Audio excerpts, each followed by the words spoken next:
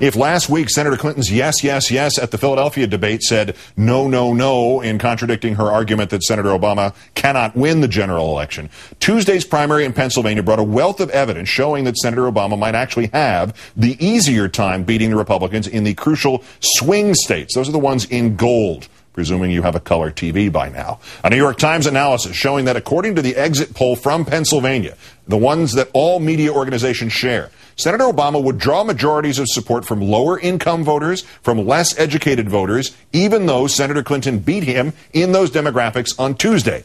As for her argument that leaving Michigan out of the nominating process would leave that state vulnerable come November, the Democratic pollster Peter Hart telling the Times, quote, "It is a Democratic governor, 2 Democratic senators, and many Democratic congressmen. So it's probably going to be a pretty good state for the Democrats in a recession year." Mr. Hart adding that Senator Obama could even pick up states that Democrats usually struggle to carry, such as Colorado, Iowa, Missouri, even Virginia, a red state, not a swing state, all of which he carried in their primaries. Let's turn now to our own Rachel Maddow, the host of The Rachel Maddow Show on Air America Radio and one of our MSNBC political analysts. Rachel, good evening. Hi, Keith. This may seem overly simple.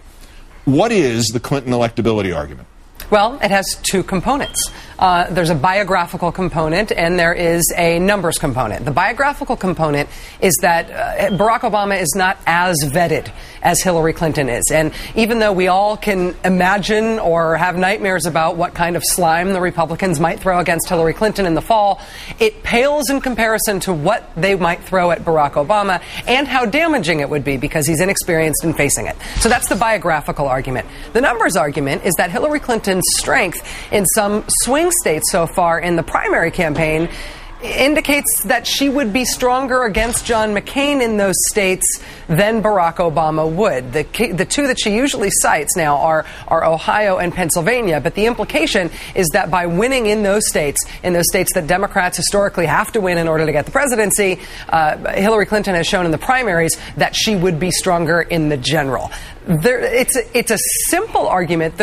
It doesn't necessarily bear out historically. I mean, you can ask Michael Dukakis how he felt in November 1988, looking back and hugging himself, thinking how good it was that he won the Pennsylvania primary that year when he came nowhere near winning the state in the general election. But those have essentially been the 2 arguments she's put forward. So if the superdelegates are party insiders who supposedly know how the system works and they understand real numbers, that the things that will be in play in November, the actual voters no longer enough for her to retake the lead in pledged delegates or popular vote from Senator Obama. In that context, who is Senator Clinton actually trying to reach and convince using that electability argument? I keep wondering that myself, because God bless the voters of Indiana and North Carolina and Guam and Puerto Rico and South Dakota and Montana and everybody who's still left. Even if they were all voting on the same day, even if it was all happening right away, they still could not collectively pick a Democratic nominee. There is nothing about what will happen in Indiana that in itself is determinative about what's going to happen with this. The only way this is going to be decided, mathematically speaking, is by those remaining undeclared, undecided superdelegates. And we honestly, I mean, forget all the spin, forget all the blather you're hearing all day, every day now.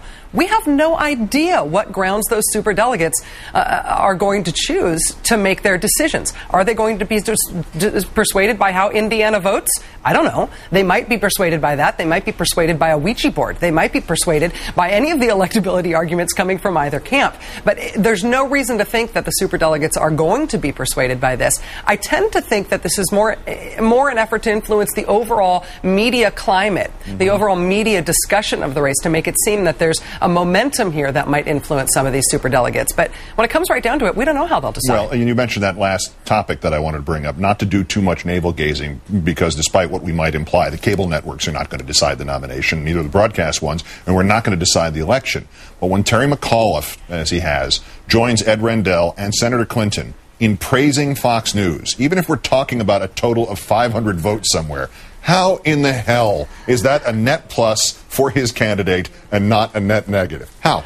How is courting Richard Mellon Scaife a net plus for Democrats, rewarding these people who have done their best to destroy Democratic candidates? I mean, if you just think about the petty stuff that Fox News has done, the fact that the last time they hosted a Democratic presidential campaign, they referred to all the candidates as Democrat candidates.